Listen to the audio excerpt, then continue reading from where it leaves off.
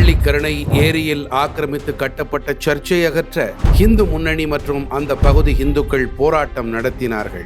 வீடுகளை எல்லாம் இடிக்கிறீர்கள், ஏன் சர்ச்சை மட்டும் விட்டு வைத்துள்ளீர்கள் என்று கேள்வி எழுப்பினார்கள். கேள்வி எழுப்பியவர்களை கைது செய்தார்கள் காவல்துறையினர். கள்ளக்குறிச்சியில் அரசு நிலத்தை ஆக்கிரமித்து கட்டப்பட்ட சர்ச் அகற்றப்பட்டது. ஓடோடி சென்றார் திமுக எம்எல்ஏ. சர்ச்சை சட்டவிரோதமாக மீண்டும் கட்ட தன் சொந்த பணத்தை கொடுத்தார். திருப்பூரில் சட்டவிரோதமாக கட்டப்பட்ட மசூதியை அகற்ற நீதிமன்றம் உத்தரவிட்டது. நீதிமன்ற உத்தரவை அமல்படுத்தக்கூடாது என்று கடிதம் எழுதினார் திமுக எம்எல்ஏ. இன்றும் இந்த மசூதியில் தொழுகை நடந்து கொண்டுதான் இருக்கிறது.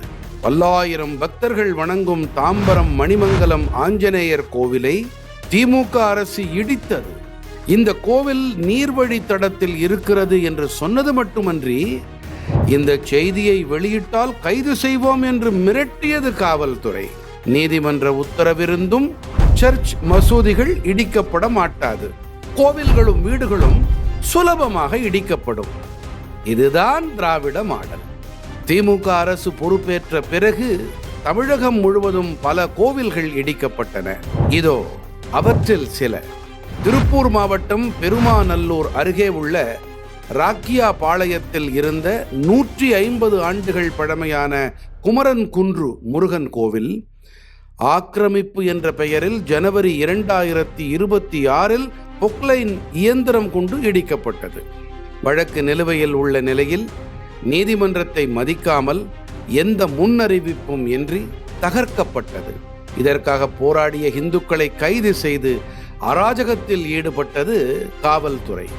மார்ச் 2026 திருநெல்வேலி மாவட்டம் சுத்தமல்லி அருகே பொது இடத்தை ஆக்கிரமித்து அமைக்கப்பட்டிருந்ததாக கூறி வருவாய்த்துறை மற்றும் காவல்துறையினரால் இந்த கோவில் அகற்றப்பட்டது. 2021 ஜூலையில் கோவை முத்தண்ணன் குளம் கரையில் ஸ்மார்ட் சிட்டி திட்ட பணிகளுக்காக அங்காள பரமேஸ்வரி அம்மன் கோவில் உள்ளிட்ட 7 பழமையான இந்து கோவில்கள் ஆக்கிரமிப்பு என்ற பெயரில் மாநகராட்சியால் இடிக்கப்பட்டன. திருவள்ளூர் மாவட்டம் புல்லரம்பாக்கம் கிராமத்தில் ருக்மணி சத்யபாமா சமேத சந்தான கோபால கிருஷ்ண சந்தன விநாயகர் கோவில் பொது பாதையை அடைத்து கட்டப்பட்டுள்ளதாக கூறி இடிப்பு. மதுராந்தகம் அருகே மேட்டுப்பாளையம் பகுதியில் அரசு நிலத்தை ஆக்கிரமித்து கட்டப்பட்டதாக கூறி ஈஸ்வரன், அம்மன், விநாயகர், ஐயப்பன், சனீஸ்வரன் கோவில்களை இடித்து அகற்றினார்கள். விழுப்புரத்தில் 45 ஆண்டுகளாக இருந்து வரும் புவனேஸ்வரி அம்மன் கோவிலை வழியை அடைத்து கட்டப்பட்டதாக கூறி இடித்து தள்ளினார்கள். தேனி மாவட்டம் சின்னமன்னூர் நகரில் உழவர் சந்தை அருகில் உள்ள பழமை வாய்ந்த முனீஸ்வரன் கோவிலை இடித்தது நகராட்சி நிர்வாகம். சென்னை ராயப்பேட்டையிலே சுமார் 30-40 ஆண்டுகள் பழமையான ஸ்ரீ ரத்ன விநாயகர் கோவிலின் 5 நிலை ராஜகோபுரத்தை மெட்ரோ ரயில் திட்டத்திற்காக இடிக்க முயற்சித்த நிலையில் நீதிமன்ற தடை உத்தரவால் தடுக்கப்பட்டுள்ளது. காஞ்சிபுரத்தில் சுப்பிரமணிய சுவாமி கோவில் பழமையான மண்டபம் வாஸ்து சரியில்லை என்ற காரணத்தை கூறி இடிக்க முயற்சித்தது அறநிலையத்துறை. திருவள்ளூர் மாவட்டம் பொன்னேரி அருகே உள்ள சின்ன காவனத்தில் நடைபெற்று வரும் சாலை விரிவாக்க பணிகளுக்காக அந்த பகுதி மக்களின் கடும் எதிர்ப்பையும் மீறி பலத்த போலீஸ் பாதுகாப்புடன் விநாயகர் கோவில் ஒன்று இடிக்கப்பட்டது. சென்னை மாங்காடு அருகே உள்ள கெருகம்பாக்கத்தில் அமைந்துள்ள கற்பக விநாயகர் கோவிலின் முன்பகுதி சாலை விரிவாக்க பணிக்காக நெடுஞ்சாலை மற்றும் வருவாய்த்துறை அதிகாரிகளால் இரவோடு இரவாக இடிக்கப்பட்டது. சென்னை கொல்கத்தா தேசிய நெடுஞ்சாலையில் ஜனப்பன் சத்திரத்தில் அமைந்துள்ள ஸ்ரீ சிலம்பத்தம்மன் கோவிலின் மண்டபத்தை சர்வீஸ் சாலை அமைப்பதற்காக இடித்தார்கள். அரும்பாக்கம் ஜானகிராமன் காலனியில் உள்ள 40 வருட பழமையான கோவில் பொதுமக்களின் எதிர்ப்பையும் மீறி போக்குவரத்துக்கு இடைஞ்சலாக இருப்பதாக கூறி இடிக்கப்பட்டது. கள்ளக்குறிச்சி பெரிய ஏரியில் இருந்து காந்தி ரோடில் உள்ள சக்தி விநாயகர் மற்றும் தர்மசாஸ்தா கோவில்கள் அகற்றப்பட்டன. மதுரவாயல் மார்க்கெட் சன்னதி தெருவில் சாலையோரம் இருந்த 50 ஆண்டுகள் பழமையான சிறிய நாகாத்தம்மன் கோவில் அகற்றம்.